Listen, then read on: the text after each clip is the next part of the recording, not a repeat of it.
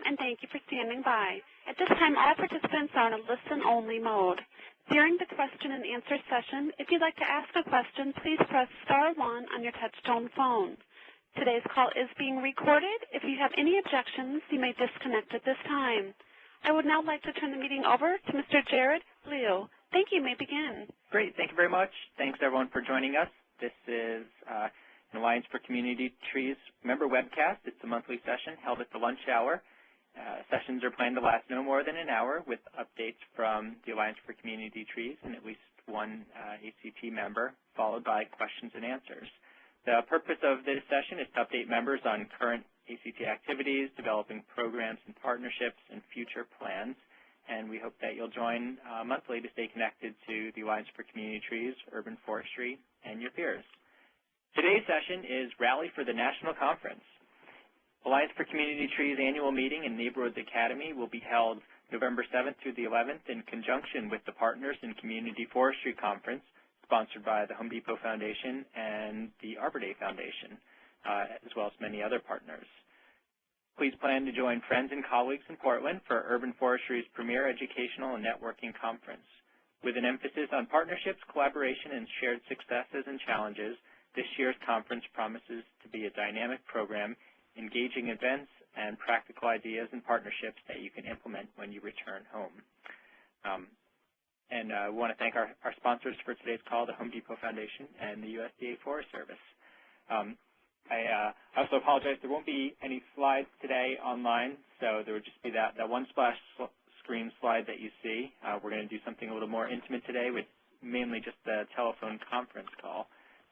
So with that, I will say that our first presenter today is Randy Gordon. He is a program manager at the Arbor Day Foundation and the mastermind behind this coming conference. You're up, Randy. Thanks, Jared. Not the mastermind behind the conference by any stretch, but I am a program manager here at the Arbor Day Foundation, and my role with this conference has been largely involved with the program and the presenters, and I might be able to answer some questions about logistics and other things like that, but I was just going to run through some of the conference details, conference goals, events, program, and share a little bit about the tours on Wednesday, and then Scott is going to take over after that. But I want to thank everybody for joining us. We are very excited about coming to Portland, and registration has exceeded the previous 2 years for this conference. And again, we're really excited about what we're going to see in Portland and about the kinds of things that the people in Portland are going to be able to offer, as well as presenters from the country. Just to let people know, we are expecting probably 300 plus at this year's conference, including folks from, right now, 41 states, Canada, Puerto Rico, and the U.S. Virgin Islands. So attendance will be fairly diverse, coast to coast. The conference is being held at the DoubleTree Hotel, the Lloyd Center, also known as the DoubleTree Hotel Portland. And for those of you who are using the light rail or the MAX rail system, maybe Scott can add more to this a little bit later. It's my understanding it's about the first or second stop into Portland from the airport. So I think it's an easy hop from the hotel to the airport and back again. And I'll share a couple other things about that a little bit later. As Jared mentioned, this conference is really focused on partnerships and how we can all best work together as we help to manage and grow the urban forest and community trees. This conference has several sessions that focus on urban forest research, sessions on forest management, and again, a real emphasis on how to build effective partnerships. I think perhaps most importantly, and those who have attended this conference in the past recognize that this conference is a great opportunity to network and connect with others who are either in similar situations as yourself or folks who may serve very different groups and operate very different programs, but things that we can all learn from. So I encourage people, and Arbor Day staff at this conference will try to encourage people to spend as much time networking and talking about the sessions, the presenters, and other things that will help benefit your programs and your projects when you get back home. The conference, again, is broken down into 3 tracks, and if you haven't been to the website recently, we've been working to try to update any changes that have occurred. We've had a few switches in presenters. We haven't had any cancellations yet, so everybody that you see listed as a presenter in a session is still there. There have just been a few time adjustments, and when you arrive at the conference, the program guide, which is a spiral-bound conference at a glance, that will outline all the most recent updates. But the 3 conference program tracks, starting first with trees and social issues, which the Alliance for Community Trees played a significant role in the development and the building of that particular track, focusing on everything from YouTube and using the internet and marketing tools, all the way to looking at trees and how they impact community health and wellness. We also have the trees and development track, which addresses everything from tree and utility-based issues to affordable housing presentations, and also things that deal with lots of what you're going to see in the Portland area related to watershed management and lots of what happens with the Bureau of Environmental Services in Portland. And then the last conference track is the community tree management track, which really addresses lots of, again, what's going on in Portland, but also what's going on nationwide as it relates to what communities are doing and what others are doing to more effectively manage and grow the canopy in their communities. So that's really what the tracks look like. In addition to all-day Monday and all-day Tuesday conference sessions, those would be both general sessions and concurrent sessions, we also have on Monday night the networking dinner at the World Forestry Center, and we've been working on details and logistics for that over the last several weeks. And the World Forestry Center is just kind of I think it's about a 20-25 minute light rail trip from the conference hotel, but we'll be able to direct people, and we'll be helping people get from the hotel to the rail stop, which is very close to the DoubleTree, and then where it lets off at the World Forestry Center is, I think, just right across the street from the event. So that networking dinner and event is Monday evening, and we'll be meeting folks in the hotel lobby and directing people to that light rail line so that they can make it out to the event, which runs from 7 to 10. So also, I might want to mention that when you pick up conference materials, when you register either Monday morning or on Sunday, as I think most of you will probably be registering on Sunday, there will be a light rail ticket in your materials. So be sure to carefully go through any envelopes or anything that you may find in your conference materials, because there will be a light rail pass that gets you from the hotel to the World Forestry Center and back. Also, I want to mention that exhibitors will be at the conference as well, exhibiting outside the main ballroom, which is the Multnomah Holiday Ballroom. And we have completely filled all the spots that we had for exhibitors, so there will be lots of opportunity to, again, network and meet with those people. And I'll also just mention that in addition to the conference concurrent sessions and general sessions, we have sessions over lunch as well. And that means that a lot of the conversation that maybe you've had in the past over lunch is going to be a little bit compromised by some lunch sessions. But the information that you'll learn in those lunch sessions, we hope you'll find equally valuable. And the conference program is really jammed time-wise, and we just want to encourage people as they hear sessions and as they meet with presenters and network with each other during those concurrent or general sessions, that they take the time during breaks or after the day's proceedings to catch up with those other people, and again, learn as much as you can about how you can take ideas that other people have implemented in their communities, make them your own, and continue to advance the urban forest. I'll just mention also, I'll talk a little bit about two of the tours that we have planned on Wednesday morning.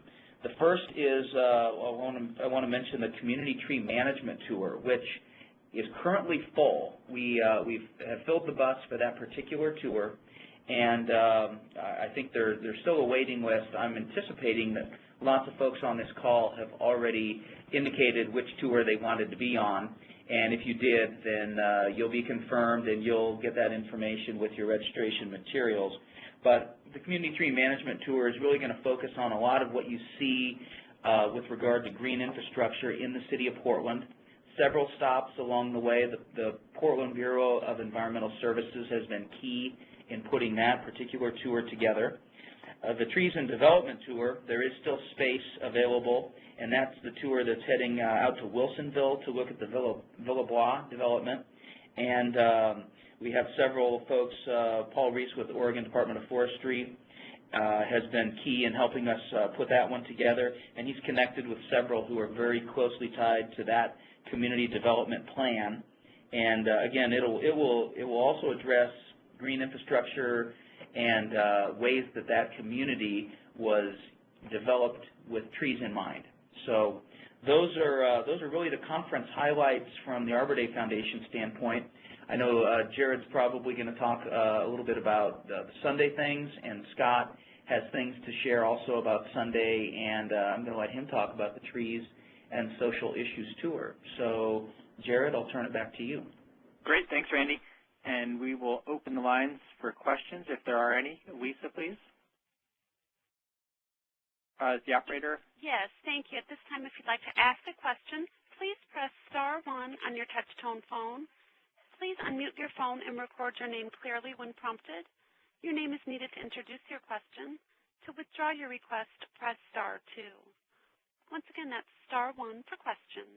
Great. And if someone's shy or only on the online portion, you can type a question in at the top of your screen. There's a Q&A tab, and type it in there. I'll come on the line and read it for you. One of the things I was looking through the conference agenda, Randy, and I noticed there's just some great speakers and sessions, and wondered if there are any that you want to highlight or ones that you're particularly excited about.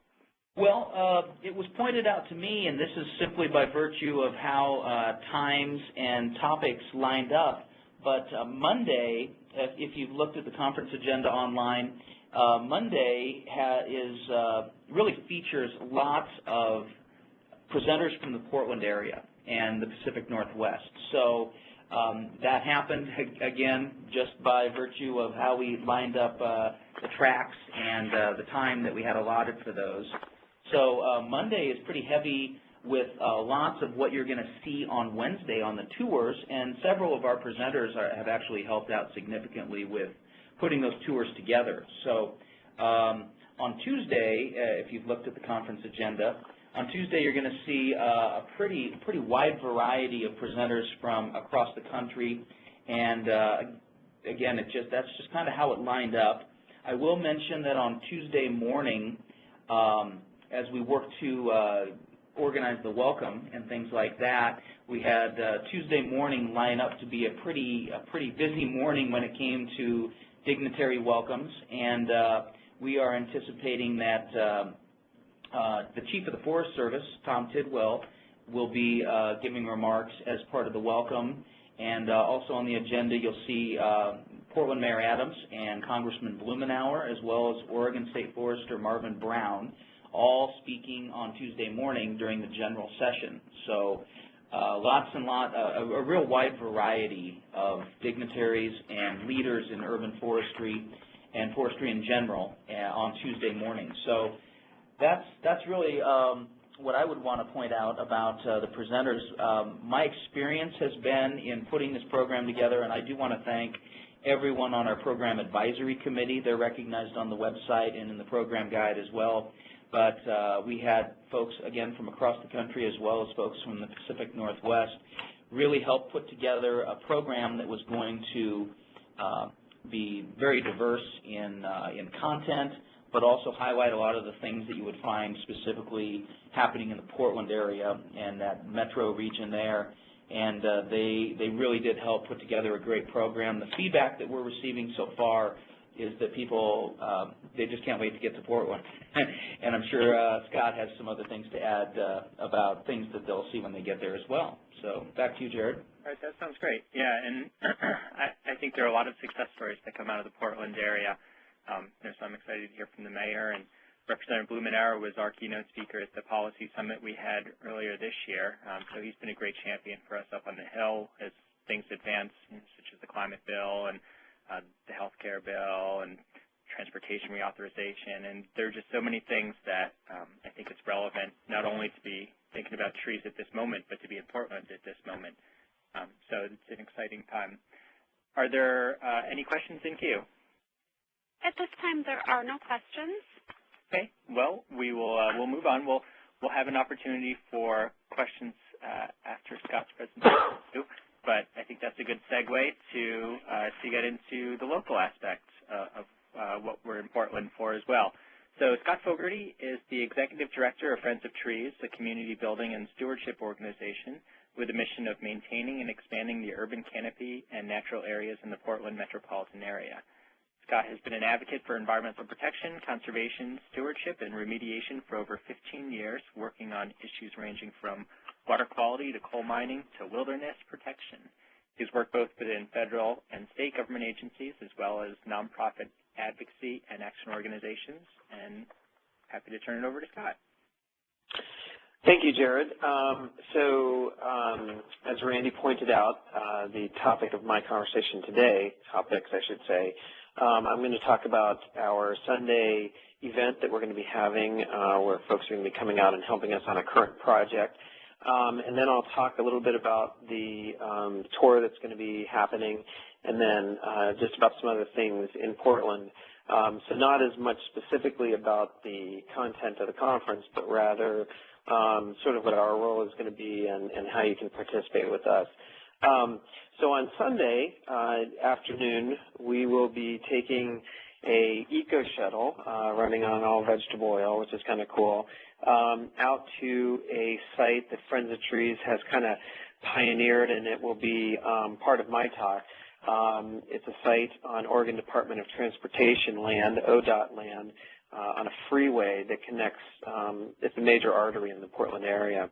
And as part of the upgrade of the bike path that goes along and the plan for how to develop the sides of the freeway itself, Friends of Trees convinced ODOT, negotiated with ODOT to consider the trees as part of capital assets for the project, which then allowed us to seek funding from a Metro grant program that funds capital assets. And so we began the project by planting 100 trees last year along the highway and along the bike path.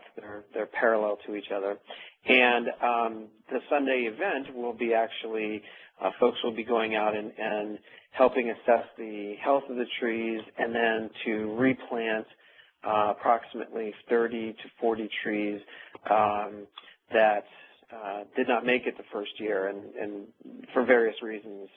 It's a very windy site, and there's some soil issues. But at any rate, you'll be helping us replace those trees, predominantly with Northwest natives, is my understanding.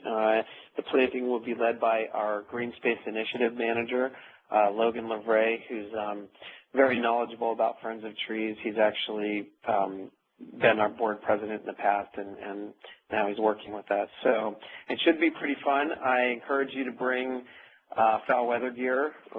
It was nice here until today, and it just started raining. So, but it is beautiful out. The trees are changing. There's still a lot of trees that are leaves are turning right now, and I think we're going to be providing shuttle, probably some munchies, and I think we have gloves and tools and all that kind of stuff. So, and then on the way back, we're going to kind of take a straw poll if there's time.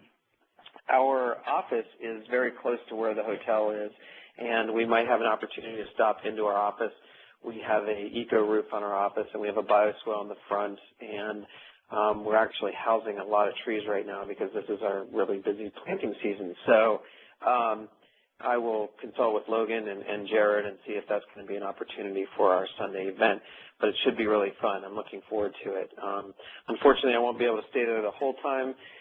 We have a ACT board meeting, so I'll have to cut out a little early. But anyway, that's the Sunday event.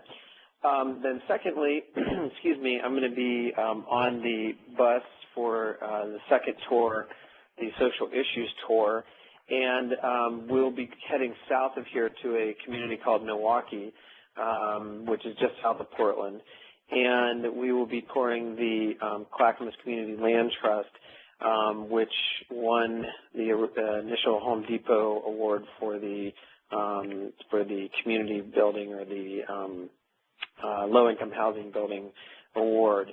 And it's a development that's for low-income folks and looking at most sustainable building practices for the community that was built, including leaving mature trees and really having native landscaping around the development, which would also use sustainable building materials. So we'll be heading down there. I think it's probably about a 20-minute drive from here on the bus. And then we're going to leave there and head back up, and we're actually going to go by the planting site for the Sunday event, so folks can see the corridor that Friends of Trees will be planting over the next 3 to 5 years, planting and maintaining over probably 2,500 trees, mature trees. So we'll be heading north, and then we will be going to, excuse me, the Verde offices, and Verde is a nonprofit organization that does job skill trainings for minority young adults, mostly in the landscaping business, but they're also doing a partner of ours on our Gray to Green initiative with the City of Portland, where we're going to be planting approximately 80,000 trees over the next 5 years. And so they are a close minority partner with us, nonprofit, predominantly Hispanic community, but they are housed in the Native American Youth Association building, and they've started their own small nursery to help assist us with species diversity and age species as well. So Alan Hippolito, who is the executive director of Verde, will be with me on the bus, and I think depending on the time, there's a small bioswale project that they put in, his crew put in a playground, and if we have time, we'll stop by there and see the application, and then we'll go see his nursery at the Verde office. So, and then we'll come back and have everybody at the DoubleTree on time for your flights. So, excuse me. So that's the tour. And then I know a lot of folks are excited about coming to Portland. It is a really fun town. It's really a large town. I consider a small city or a large town.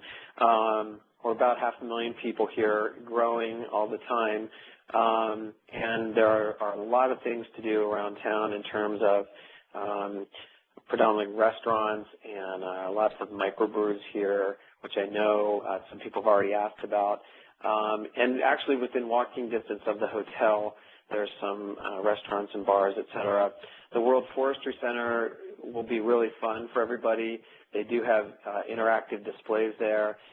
It's in a beautiful building with focusing mostly on actual forestry, but different applications of forestry worldwide.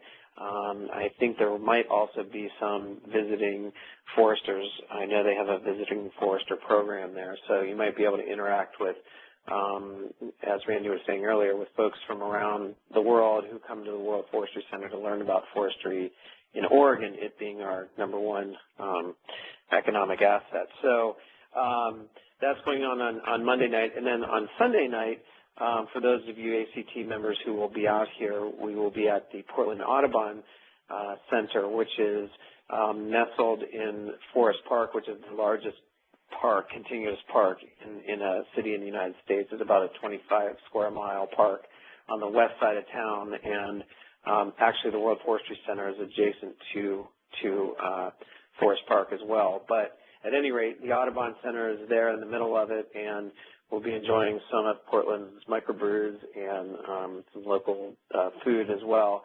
And Executive Director Meryl Reddish will be hosting that event up there. And again, it kind of builds on this theme of partnerships. I mean, we recognize that, you know, trees need birds and birds need trees, and so why aren't we doing more with our local bird groups? And so we've forged a really nice partnership with Portland Audubon.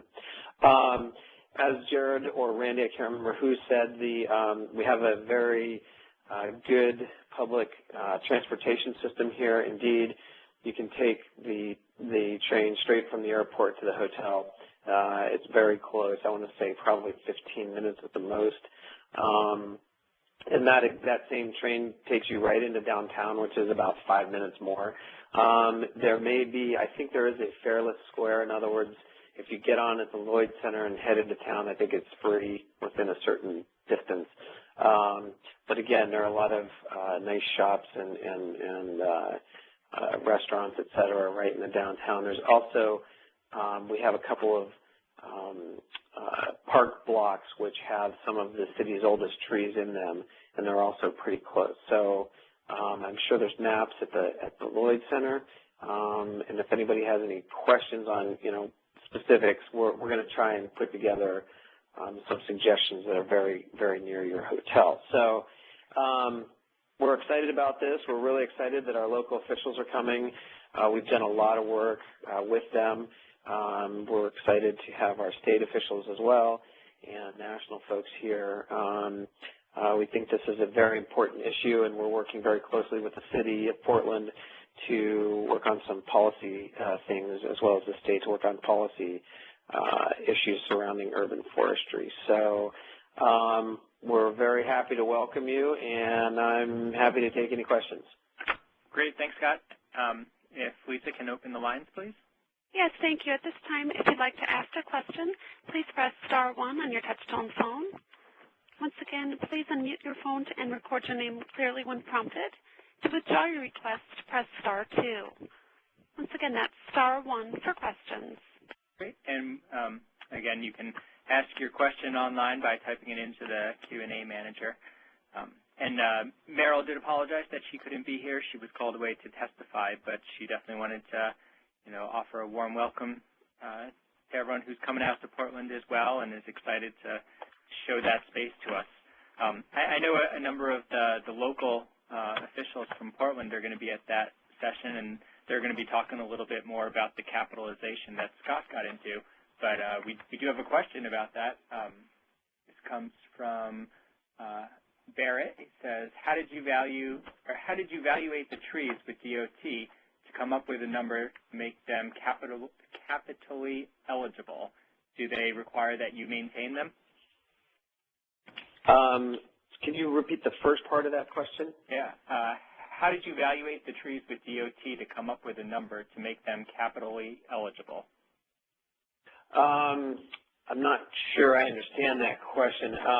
But the second part of the question is, yes, we will be maintaining them over a period. The entire project timeline is 7 years. So the funding that we have is for 3 years, and we're currently seeking more funds towards the project.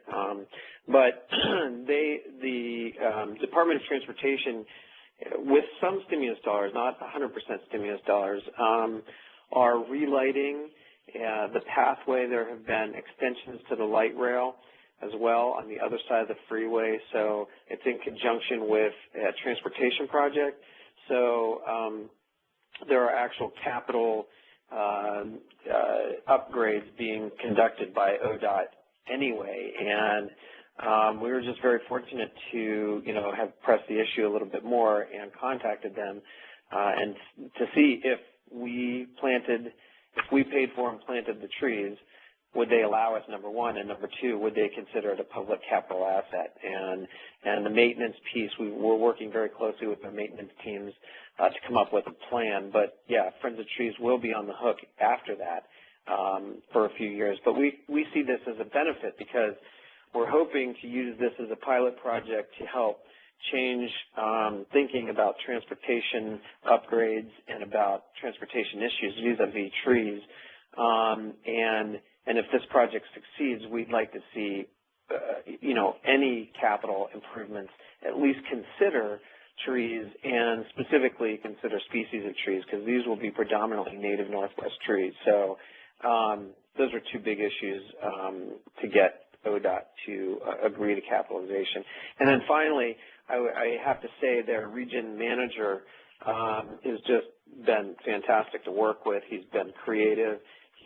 We've looked at many ways on how to work this out so it's a win-win-win situation all the way around. And anyway, so I hope that answers the question. Okay. And like I was saying, Mike Rosen from the city and some of his team will definitely be at the reception on Sunday evening, and I know this is a big part of what they're hoping to engage people on in a conversation. So please plan to bring those questions in as well. Mark Snyder wanted to remind everyone that a number of the board of directors from Oregon Community Trees will be at the conference and can also offer a helping hand to guests and point them to good local attractions. I guess Paul Reese will be there and Rick Zen and maybe some others. David Odom. Great. Are there any questions in queue? At this time, there are no questions. Okay. Let me touch on a couple of the other things that are going on, particularly on Sunday and Saturday. On Saturday, J. Frank Schmidt has generously opened their 10-acre arboretum to conference goers. I guess at this point it'll largely depend on if your travel schedule can fit it in.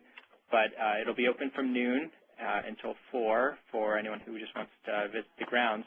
But at 2 o'clock or 2:30, I believe we said, they're also going to do some demonstrations on bare root and ball and burlap digging, both by hand and by machine.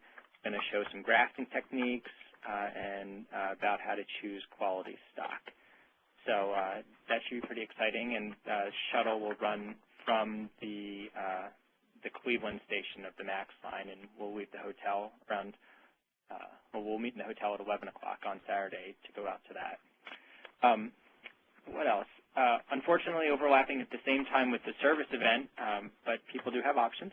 If it's raining, I imagine it'll drive up attendance to the indoor session a little bit more, but on Sunday at 1:30, there'll be a marketing session with Robert Palmer from Platzner and Company. He's going to do a leadership forum workshop series called Leveraging a Positive Perception in a Competitive Marketplace. Focus on the fundamentals of good marketing with community trees as the product.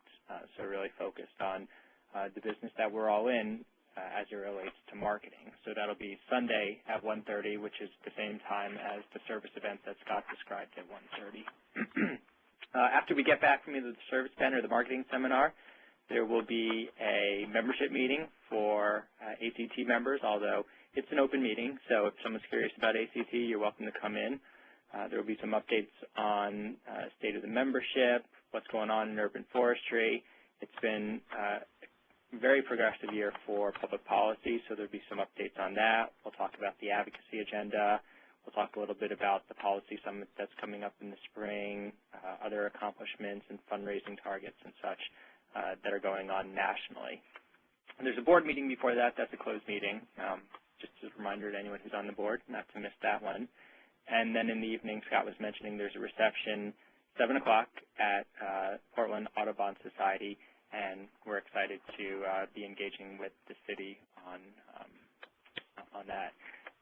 Then jumping ahead on Tuesday at 5:30, there's a roundtable discussion with Cornell University. They want to hear more from people around the country about community participation in urban forest stewardship. So the Cornell Co-op Extension will be developing research-proven models for effective community management, and they invite you to share your experience with them. And there will be refreshments for that, so that'll be after sessions on Tuesday. And the last two things I'd mention is anyone who is looking for a roommate, we're still happy to help pair you up with someone if you're looking to save on costs. And we do still have some scholarship money available for any ACT members who have not been awarded a travel scholarship. So with that, I'll put it back out there to see if there are any additional questions. Once again, as a reminder, if you do have a question, please press *1 at this time. And there's a question here, are there transportation options to get from the hotel to the Portland Audubon reception on Sunday? Yes. Sorry, I'm having to read it at the same time. There will be shuttles leaving from the DoubleTree. Shuttle leaves at 6:30 and 7 p.m. going out to Audubon, and will return starting at 8:30, and then the last shuttle will be at 9. I'm told that there really isn't good parking at the Audubon Society, particularly in the evening. There's not a lit walkway from the parking area to the building, so it would be somewhat inadvisable to drive. But there will be shuttles that run back and forth. Excuse me, we do have a question from the phones. Okay. Patrice Shan, your line is open. Hi, Jared. Question, on Saturday, I'll be arriving about 11:30. Will there be additional shuttles to take us to the Arboretum? Oh, yeah, thanks for asking that. There will be 2 shuttles that go from the Cleveland Max station. One will be at noon, and the second will be at 2. So likely you would miss the 12 o'clock shuttle, but you would probably make the 2 o'clock shuttle, so you just need to get to the Cleveland station on the Max, or the Cleveland Max station by 2 o'clock, which is it's the end of the blue line. Okay, thanks. Yeah. Any other questions? At this time, there are no further questions. Okay, great. If nothing else from our presenters, go ahead and wrap it up. I'm putting one more slide up on the screen now. It has a quick survey. If everyone can go out there and just answer a couple of quick questions, this helps us to program these sessions as well as future conferences. I had a couple questions about that. Otherwise, the recorded session will be available if anyone's interested. Obviously, it has a limited usage window, but it'll be available in a few days. And the next member webcast is on Thursday, December 3rd. It's the first Thursday in December, and it will be on the 2010 Challenge Grants in support of Housing Partnerships for Sustainable Communities, the Neighborhoods Grants that we are fortunate to have available annually through support from the Home Depot Foundation. So with that, I'll thank our presenters, Scott and Randy, all the participants who joined, and then again our sponsors, the Home Depot Foundation and the USDA Forest Service. And maybe leave as a final note, since I know some people are staying for a day or so after the conference or coming in early just to get a slightly better flavor of Portland, to throw it back to Scott and Randy to maybe leave us with any recommendations for favorite breweries or other local attractions.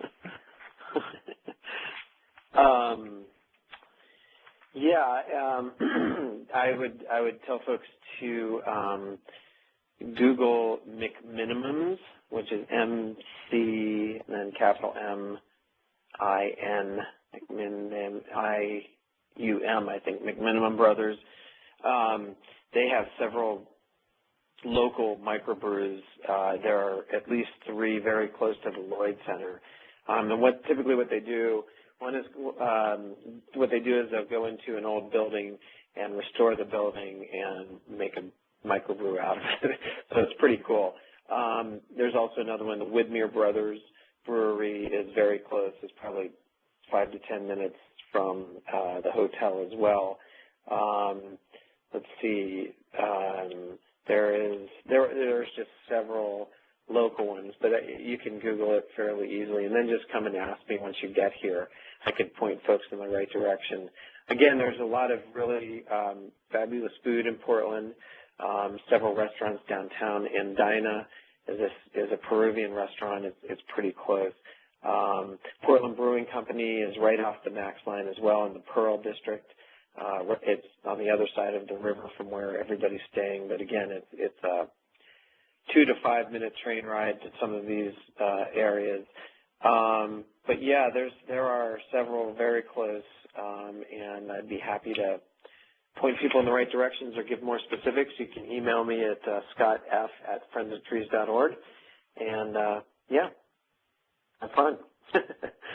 Yeah, I know you've got some favorites.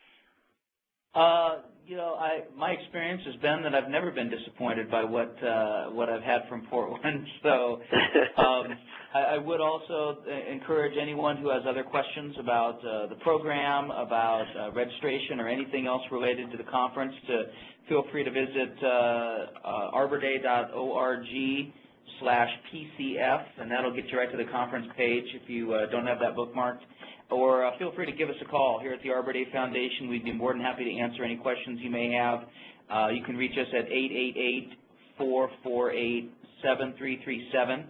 My direct line is 351, so if you just push 351, you'll get to me. If you have registration questions or anything about tours or anything like that, extension 265 connects you with Chloe, and Chloe can help you out with any of those logistics in that area. So we're looking forward to it, not just everything that goes on in the city of Portland and in that Pacific Northwest region as it relates to trees and green infrastructure, but also it gives us a great opportunity to connect with all of you, with the Alliance of Community Trees members and others who really seek to learn from what goes on at this conference through ACT and a lot of the presenters that we've lined up. So we're looking forward to it, and I've already checked the Weather Channel. It looks like it'll be damp and chilly, but we'll keep it warm inside. Great, and we are going out to McManus / Edgefield after the J. Frank Schmidt tour, so if anyone is going on the Schmidt tour, you're welcome to join us after that, or if you can't make the tour but want to come out for a drink and an appetizer afterwards, shoot me an email, and I'll make sure that we pick you up at the MAC station. We do have an intern from Portland this year, too, and he also recommended going to Powell's Bookstore, which probably everyone in the country is familiar with, as well as Voodoo Donuts. We might check those out. Yeah. All right, everyone. Well, thank you very much, and we'll see you in Portland. Thanks, Jared. Thank you. Thank you. That does conclude today's conference, and you may disconnect at this time. All righty.